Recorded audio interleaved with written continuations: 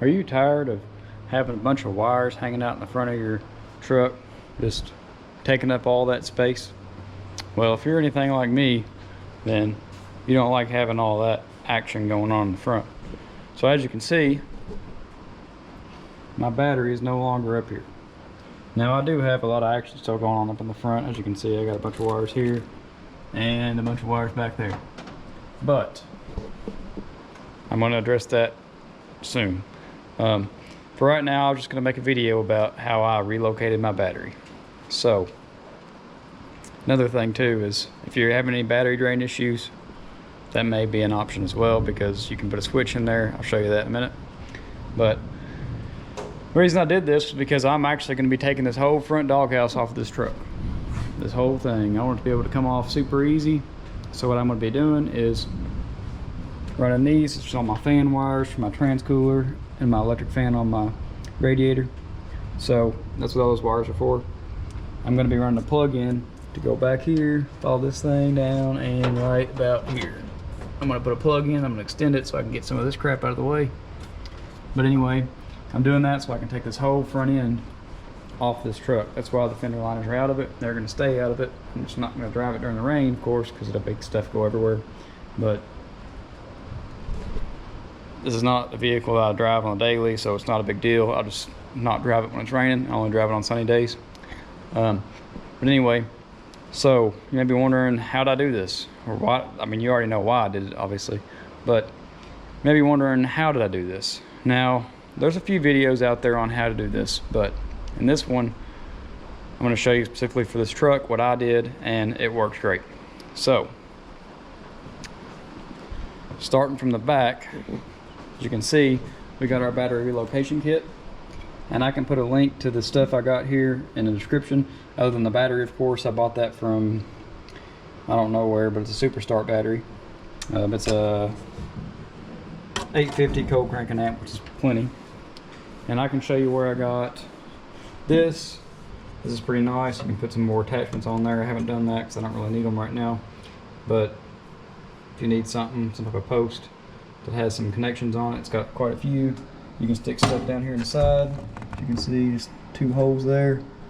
But anyway, and this wire, and then this came with a fuse as well, which is pretty nice. In this box, as you can see. But I'll show y'all what I did. So, as you can see, my power wire is just going straight out into my side of my bed here, and comes down from there. And I'm going to my truck here. I would use my creeper, but currently it's being occupied by my transmission. So you can see here. Now some of the stuff is temporary because I didn't have everything to do it right the first time, so I kind of just was going to see how it worked, but it works pretty good. As you can see, it's going to my switch, and that's just the switch right here. You can see it's got it on off. Right now it's currently off because I don't want to drain my battery. And this is nice for not draining your battery, having the switch if you have a lot of accessories, which I do. I got a lot of gauges and stuff, and some of them have to stay on because they got to keep track of your where your settings are at, like for your tachometer and stuff like that. But anyway, as you can see here, I just got my ground wire going straight to the frame. See where I grounded that up? I'm going to paint that eventually. I just got it going.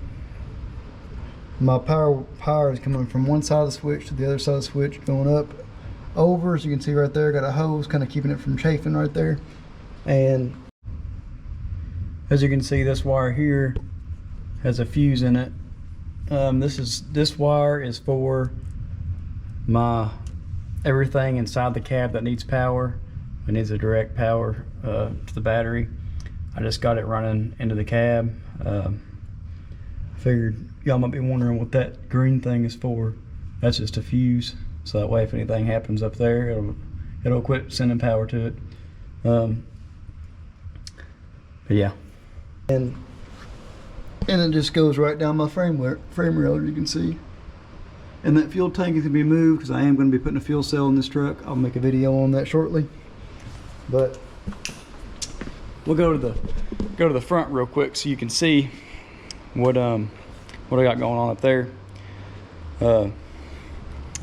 Yeah, right here. So that power wire you see going across the frame rail now is coming up through here, and it's going straight to the positive post on my starter. As you can see, I got a few things running off of that as of right now. I may move some stuff around, put that somewhere else, but for right now it's working good. I got that my power wire coming straight onto that, and then I also got another wire. This is 1 gauge wire, by the way. I got another 1 gauge wire coming off of that. I ran out of red wire, so I just used black. I had an abundance of that because my ground wire was not very long. But as you can see, this is all temporary stuff, so don't hate me for having a crappy wiring job right now, but it will all be moved because I'm putting EFI on this truck. But as you can see, this is my wire, and it's going straight over here to the alternator. That way my battery can remain being charged. Another thing is this other wire. I had to run it, this little wire here. You see my lights on it? Well, maybe not. I see my lights on that wire right there.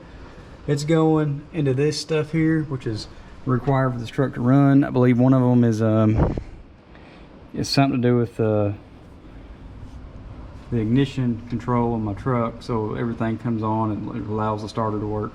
The ignition switch to work. Then I just know it had to have those in order for this thing to even start. So I had to run that wire. It's a factory wire. I had to run that wire as well on top of that post. Then what else we got going on with this? So as far as if you're doing any type of drag racing or anything like that, then you're going to have that cutoff switch is mandatory. And I believe it has to be on the power side. I may be wrong on that, but from what I've gathered by NHRA rules, it's supposed to be on the power side. You can check that if you want, because I'm not 100% sure if that was accurate. But that's what I kind of gathered from what I've read. But anyway, and the truck has to shut off. It has to shut off whenever that switch is flipped. So what I'm going to do about that, and haven't done this yet, but as you can see, this has to have a power wire for this this alternator to get a positive field. It has to have a power wire to the field so it can actually generate power. But if you follow that wire back, right now it's this wire here. As you can see, I do actually got it just taped up right now because I'm going to be putting a switch in that. My plan here is to run the switch, this wire, inside of into my dash, and then I'm going to put a switch on my dash so I can just turn the alternator off when I'm going to the drag strip. That way, whenever they flip that switch and they have me rev it up or whatever, hold it at 3,000 RPM, the truck will die because the MSD box will get no power. So that's what I'm going to do on that. And then when I'm driving around on the street, you know, just cruising or whatever, just going down the road, then I can just turn it back on and no big deal. I just have to remember to shut it off whenever I'm at the drag strip. That way, whenever they flip that switch, it'll pass inspection. But it's pretty straightforward, guys. If y'all want to do something similar to this, it's pretty easy. Like I said, all you got to do is just run your wire to that starter post there, the positive post, and then if you're going drag racing and stuff like that, and just run you a wire off your alternator into the cab for your positive, and just turn that switch off and you'll pass inspection. But it works pretty good, and I just figured I'd make a quick video on that in case anybody's interested in how I did that, or if they were trying to do something similar, I'd make a video on it. But yeah, so that'd be it for this video. If you liked it, let me know. Leave a comment. Let me know how I did on this one, and then if you have any other suggestions for any other videos, or you want to know something more about it or whatever, just let me know in the comments and I'll get right to it.